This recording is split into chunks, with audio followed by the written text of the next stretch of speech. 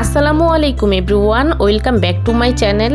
আজকে আপনাদের তৈরি করে দেখাবো ক্যারামেল এগ পুডিং। পুডিংটা বানানোর মেইন উদ্দেশ্য হলো মাহির খানের বার্থডে। মাহির খান প্রিন্সের বার্থডেটি দেখতে হলে অবশ্যই আমাদের ভিডিওগুলো নিয়মিত দেখতে হবে। চেষ্টা করেছি পুডিং এর A to Z সম্পূর্ণ ডিটেলস আপনাদের সাথে শেয়ার করার জন্য। অনেকেই পুডিং বানাতে গিয়ে নানান সমস্যায় পড়েন, আজকে সেই সমস্যাগুলোই দূর করার চেষ্টা করব, এর জন্য ভিডিওটি করা। আমার বানানো পুডিং খেয়ে সবাই তো অনেক খুশি, স্পেশালি মাহির খান। তো চলুন দেখে নেওয়া যাক পুডিংটা কিভাবে বানাতে হয়। আজকের পুডিংটি বানানোর জন্য অবশ্যই আমি এমন একটি বাটি ব্যবহার করব। চেষ্টা করব পুডিং বানানোর জন্য এমন ঢাকনা সহ বাটি ব্যবহার করার, যাতে পুডিং বানানোর সময় খুব পারফেক্ট হয়। প্রথমেই আমি ক্যারামেল তৈরি করে নিব। ক্যারামেল তৈরি করার জন্য চুলায় পাত্রটি বসিয়ে দিয়ে দিব 3 টেবিল চামচ পানি ও 2 টেবিল চামচ চিনি। এখন আমি চিনির সাথে পানিটা ভালো করে মিক্স করে নিব। ট্রাই করবেন সময় নিয়ে ক্যারামেলটা তৈরি করার। এর জন্য চিনির সাথে পানিটা মাস্ট বি দিতেই হবে, এতে সময় নিয়েও ক্যারামেলটা তৈরি করতে পারবেন এবং কালারটাও খুব ভালো আসবে। আস্তে আস্তে চিনিটা গলে প্রথমে শিরায় পরিণত হবে, তারপর আস্তে আস্তে শিরাটা ঘন হতে শুরু করবে, দেন আস্তে আস্তে কালারটা আসতে শুরু করবে। যখন কালারটা আসতে শুরু করবে তখন অনবরত নাড়তে হবে, কারণ এক জায়গায় কালার থাকবে অন্য জায়গায় হবে না। যখন ক্যারামেলে একটা লাইট কালার চলে আসবে ওই পর্যায়ে চুলাটা বন্ধ করে দিতে হবে। মনে রাখতে হবে ক্যারামেলের পাত্রের তাপে ক্যারামেলের কালার পরবর্তীতে চেঞ্জ হয়ে আসবে। দেখতেই পাচ্ছেন আমার ক্যারামেলের কালারটা একদম লাইট হয়ে যায়নি, একদম পুড়েও যায়নি। এখন এই বাটিটাকে ক্যারামেল সেট হওয়ার জন্য এক সাইডে রেখে দিচ্ছি। এখন চুলায় একটি পাতিল বসিয়ে নিলাম। এবার এর মধ্যে দিয়ে দিচ্ছি 1 কেজি পরিমাণ লিকুইড গরুর দুধ। এখানে আমি আড়ং দুধটা নিয়েছি। এখন দুধটাকে ভালোভাবে জাল করে নিয়ে নিব এবং জাল করে 1 কেজির পরিমাণকে আমি আধা কেজি করে নিব। দুধটা জাল দিলে শুধুমাত্র এর পরিমাণটা কমবে না, এর ঘনত্বটাও অনেকটা বেড়ে যাবে। দেখতেই পাচ্ছেন আমি দুধটাকে জাল দিয়ে আধা কেজি করে নিয়েছি। এ পর্যায়ে চুলাটা অফ করে আমি দুধটাকে পুরোপুরি ঠান্ডা করে নিচ্ছি। এইবার পুডিং এর মিশ্রণটা তৈরি করার জন্য প্রথমেই আমি ডিম নিয়েছি। একটা বলে আমি 4টা নরমাল তাপমাত্রার ডিম ভেঙে নিচ্ছি। ডিমটা ভাঙতে ভাঙতে আমার একটা কথা খুব বেশি মনে পড়ছে। এই হলো আমার এক্কা, এই হলো দুক্কা এবং এই হলো আমার তিক্কা। Just kidding guys. ডিমটা ভেঙে নিয়ে এখানে আমি ডিমগুলো 1 মিনিট বিট করে নিচ্ছি।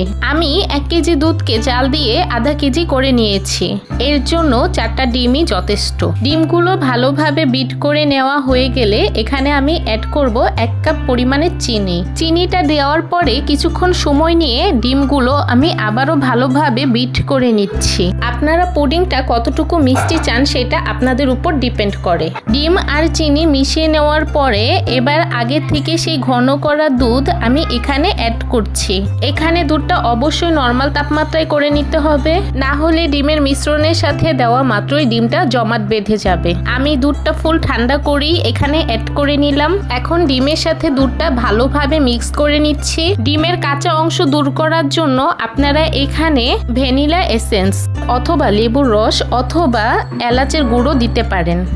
আমি এখানে এলাচের গুঁড়োটা অ্যাড করব, তাই প্রথমে 2টো এলাচ নিয়েছি এবং পরবর্তীতে তা গুঁড়ো করে নিয়েছি। এখান থেকে আমি 1 চিমটি পরিমাণ এলাচের গুঁড়ো দিয়ে ভালোভাবে মিক্স করে নিচ্ছি।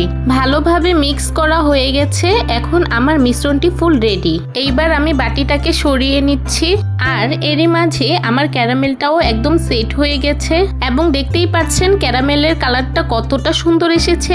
এইবার এটার উপর একটা ছাঁকনি বসিয়ে নিচ্ছি এবং স্টিলের ছাঁকনির উপরে আমি পুডিং এর মিশ্রণটা ঢেলে দিচ্ছি। এতে করে এই ডিম দুধের ভিতরে কোনো প্রকার লাঞ্চ থাকলে সেটা আটকে যাবে এবং পুডিংটা পারফেক্ট হবে। দেখেন এমন কিছুটা লাঞ্চ আটকে গিয়েছে, এখন আমি এটা ফেলে দিচ্ছি। এখন এই বাটিকে আমি ঢাকনা দিয়ে ভালো করে ঢেকে দিচ্ছি।